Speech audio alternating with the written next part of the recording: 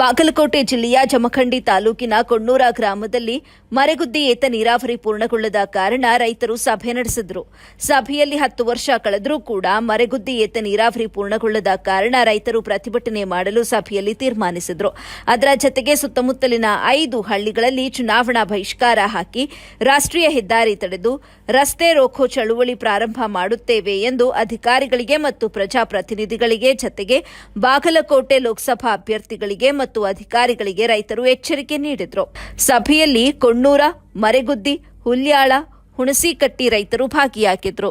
ಗ್ರಾಮದ ಪ್ರಗತಿಪರ ರೈತರಾದಂತ ಮಣಿಗನಪ್ಪ ಕುಂಚನೂರ್ ಇವರು ನಾವು ಈಗ ಇಲ್ಲಿ ಸಭೆ ನಿನ್ನೆ ದಿವಸ ಮರಿಗುದ್ದಿ ಗ್ರಾಮದಲ್ಲಿ ಕರೆದಿದ್ದೀವಿ. ಇವತ್ತಿನ ದಿವಸ ಪತ್ರಿಕಾಗೋಷ್ಠಿ ಕೊಡು ಸಂಬಂಧ ನಾವು ಕೊಣ್ಣೂರು ಕರಿಸಿದ್ದೇವ್ ಸರ ದೇವಸ್ಥಾನ ಮುಂದೆ ಇಲ್ಲಿ ನಮ್ಮ ಕೊಣ್ಣೂರು, ಮರಿಗುದ್ದಿ, ಹುಣಸಿಕಟ್ಟಿ, ಹುಲ್ಯಾಳ ಎಲ್ಲ ರೈತ ಮುಖಂಡರು ಕೂಡಿ ನಾವು ನಾಳಿನ ದಿನ ನಾಳೆ ಅಥವಾ ನಾಡದ್ದ ನಾವು ಅಲ್ಲಿ ಹುಬ್ಳಿ ರಸ್ತೆ ಹುಲ್ಯಾಳ ಕ್ರಾಸಿನ ಮುಂದ ರಸ್ತಾ ರೋಕೋ ಚಳವಳಿಯನ್ನ ನಾವು ಪ್ರಾರಂಭ ಮಾಡ್ತಿದ್ದೀವಿ. ಈ ಚಳವಳಿ ಎದಕ್ಕೋಸ್ಕರ ಅಂತಂದ್ರ ನಮಗ 10 ವರ್ಷದನ ಆತು ಮರಿಗುದ್ದಿ ಆತ್ ನೀರಾವರಿ ಸ್ಯಾಂಕ್ಷನ್ ಆಗೈತಿ ಅಂತ ಹೇಳ್ಕೊತ ಬಂದಾರು. ಎಲ್ಲ ಅಧಿಕಾರಿಗಳು ಸುಳ್ಳು ಹೇಳ್ಯಾರು, ರಾಜಕಾರಿಗಳು ಸುಳ್ಳು ಹೇಳ್ಯಾರು. ನಾವು ಯಾರ ಮ್ಯಾಗೂ ನಂಬಿಕೆ ಇಲ್ಲ.